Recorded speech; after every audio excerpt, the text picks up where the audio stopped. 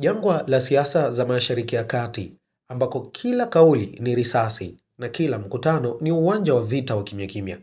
Iran imesimama imara kama jabali lisilotikisika. Waziri wa mambo ya nje wa Jamhuri ya Kiislamu, Abbas Araghchi, ametamka kwa sauti isiyoyumba kuwa mpango wa makombora wa Irani haujawahi kuwa wa kujadiliwa na hautakuwa. Kauli hiyo nzito ilitolewa katika mahojiano na Al Jazeera wakati pazia la diplomasia likiwa bado halijafungwa mjini Muscat, Oman, ambako mazungumzo yasiyo ya moja kwa moja kati ya Irani na Marekani yanaendelea kwa tahadhari kubwa. Makombora ni suala la ulinzi wa taifa, ulinzi hauombwi, haujadiliwi, Araghchi alisisitiza, akitoa mstari mwekundu ambao Teherani haitarajii kuvukwa. Mezani Muscat, ujumbe wa Irani ukiongozwa na Araghchi ulikutana na wajumbe wa Marekani akiwemo Steve Witkoff na Jared Kushner chini ya upatanishi wa waziri wa mambo ya nje wa Oman, Badli bin Hamad Al Busaid.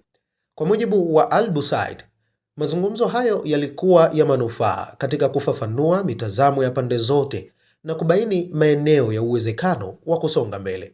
Lakini nyuma ya maneno hayo ya upole, ukweli ni mchungu. Pande zote bado zimeshika visu chini ya meza, ambapo gazeti la Israeli Haaretz liliripoti kuwa Marekani hatimaye ilikubali masharti ya Irani ya kujadili tu mpango wa nyuklia, ikiachana na shinikizo lake la awali la kuingiza makombora ya masafa marefu kwenye ajenda.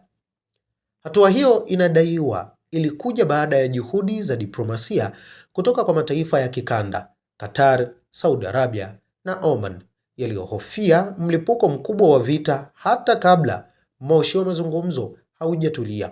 Washington ilirusha kombora la kiuchumi, vikwazo vipya dhidi ya Iran.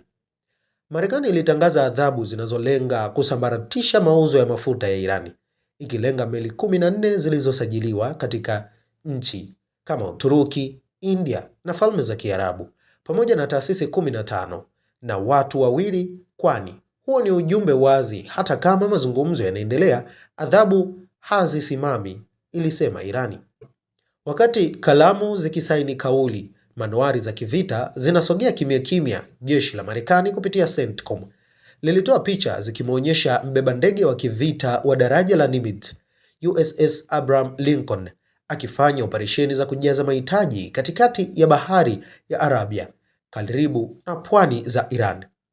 Huu ni uwepo unaobeba ujumbe mzito. Diplomasia ipo, lakini chuma kipo tayari. Kauli kali zaidi ilitoka Teherani siku ya Alhamis, pale msemaji wa jeshi la Irani, Brigedia Jenerali Mohammad Akramini, aliposema bila kuficha, na hapa nanukuu, ikiwa Marekani inataka vita, basi vita hivyo vitahusisha eneo lote na kambi zote za Marekani, mwisho wa kunukuu.